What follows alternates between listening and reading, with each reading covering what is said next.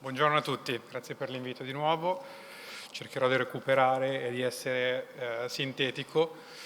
I will switch in English. I will switch to English as I prepared, as I was requested my speech. Here today, conscious of the extraordinary and exceptional moment we're going through from energy cost point of view, we want to keep the attention on the mid and long-term objectives and how hydrogen can help in reaching the targets that we have been offered or imposed by our regulators at 2030 and 2050. I will give a very brief introduction of what SNAM is and what it's doing. We'll talk briefly in general about hydrogen and how it can help the decarbonization effort. Give some examples of what SNAM is doing with hydrogen already today, and what is the opportunity that hydrogen can offer in the paper sector. SNAM at a glance. Many of us in the room know SNAM for its core business. We are infrastructure operators. We transport, store, and regasify natural gas. We've been doing that for 70 years. And we operate in Europe, but also in the Middle East. The infrastructures, a total of 40,000 and more kilometers of pipelines, 20 billion cubic meters of annual storage capacity, and 20 billion cubic meters of regasification capacity. But starting as of 2015, we've also embarked in a long journey for the energy transition, and in an organic and inorganic way, we've established new business units, hydrogen, that will be the focus of today, but also missions in mobility, environment, forestation, and last but not least, also energy efficiency. As you may know, we're present here today with Renovit and TEP as well. A couple of key facts about hydrogen. Hydrogen, many of you know, but let me remark, can be of many colors. The colors are being used to identify the carbon intensity or the source of primary energy behind hydrogen, because hydrogen is a vector. It's not a source of primary energy. Today, currently, hydrogen is used most widely in the heavy industry as a reducing agent and is 99% gray. So the first mission we have is to turn that gray hydrogen into green hydrogen, but there's also a lot of opportunity to use hydrogen in other sectors to displace diesel or natural gas for thermal uses as in the paper industry. Let's not avoid the elephant in the room. Hydrogen is expensive today. The greener we want it, the more expensive it is. It depends on, again, the primary energy source we have behind. If it's green, it will be renewable energy coupled with electrolysis. And depending on how cheap we can source that renewable energy, such as through PPAs, we can play with and obtain higher or lower costs of green hydrogen. Currently, we're looking at 5-6 euros per kilo, which means 150 euros per megawatt hour. We're looking at, forgetting about for a second about the current exceptional time we're going through. We're referring to gas and electricity prices that we've been witnessing up until a few months ago.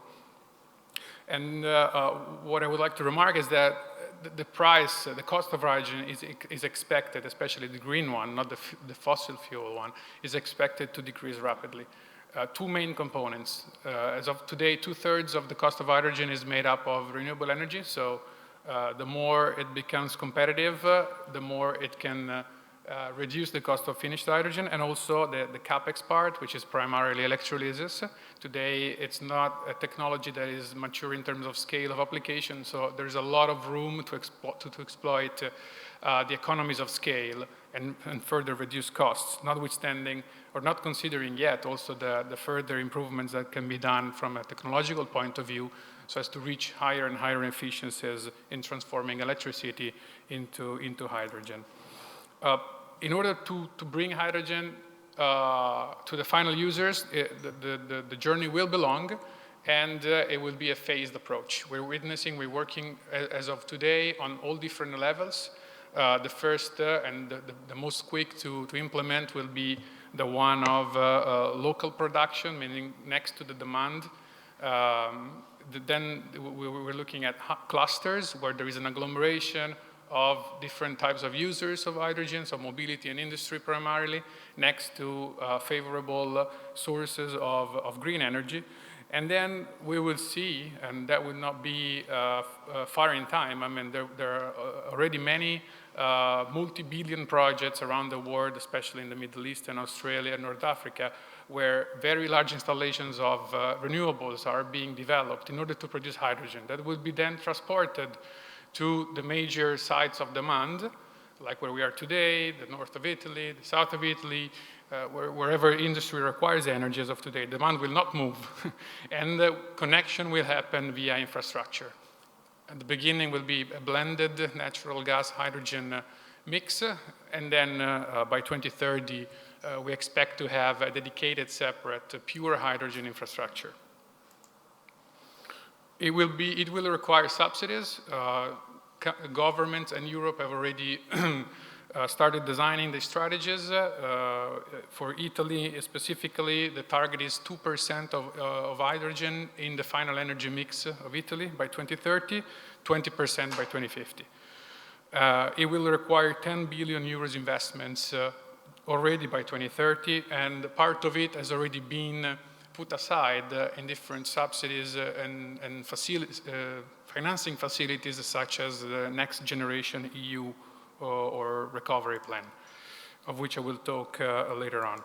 So, as a SNAM, what are we doing? We're working on three main pillars. We're working to make our asset, so the current infrastructure that already has been financed by the community, as ready as possible and as quick as possible to hydrogen transportation. We're working with institutions on system design, meaning the development of scenarios to support the long-term planning, like the Piano Nazionale Integrato Energia e Clima, and then the fostering of value chain development. So that means the promotion and the development of hydrogen applications in the main sectors where we target the use of it. To do that, hydrogen, again, is a vector, is not a product. It requires alignment along the value chain of different players. So we started working very hard since 2019 in establishing partnerships along the value chain.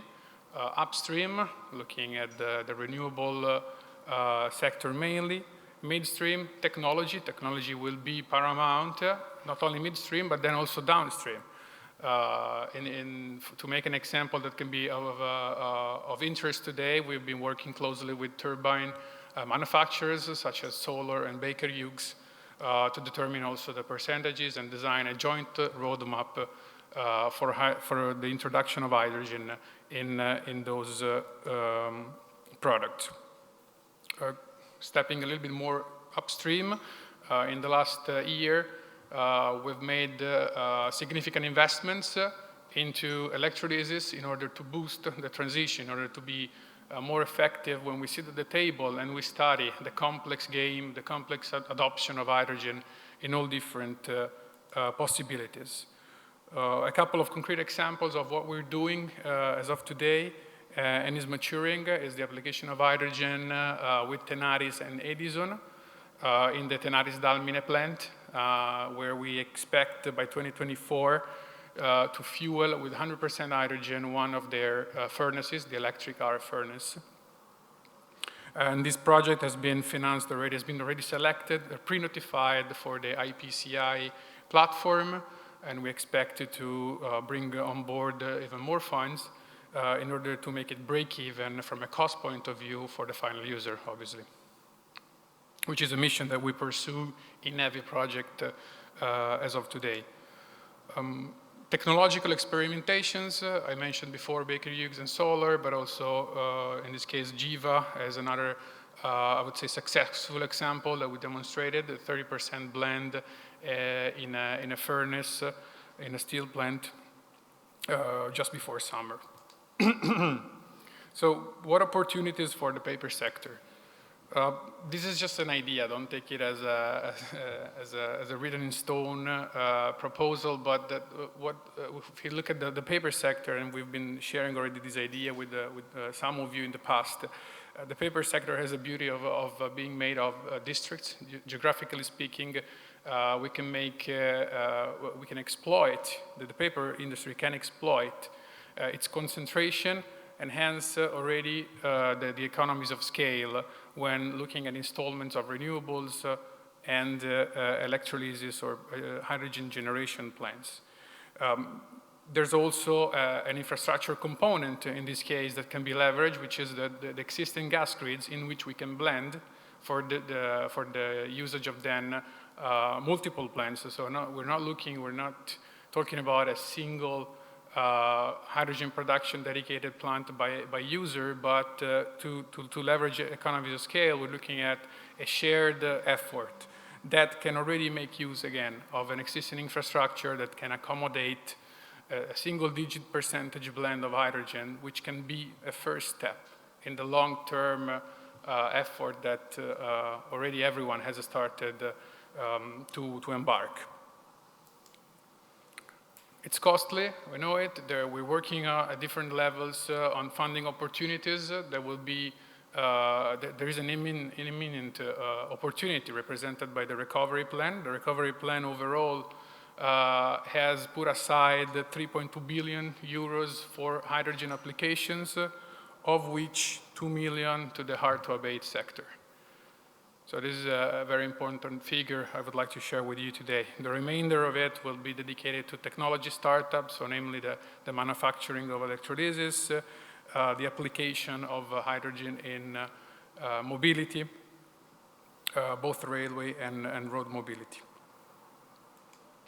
But that's not the only instrument. There are already other instruments. We as SNAM, I don't want to show SNAM's success so far, but just demonstrate that there are other financing facilities to reach and make these projects bankable at European and government level. There's not only the recovery fund, and there will be further instruments that are being designed as of today and are not in place already, that will help not only the CapEx part of these projects, but also to bridge the OpEx part.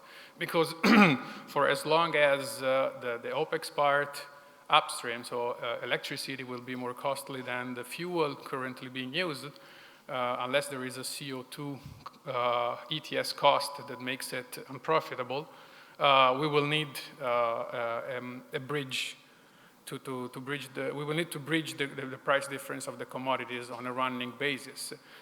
So, for example, instruments that we see already being designed in advanced stage in Germany and Northern Europe are the so-called contracts for difference or carbon contracts for difference. So there are many instruments already in place and being designed to make these projects bankable or at cost parity for final users.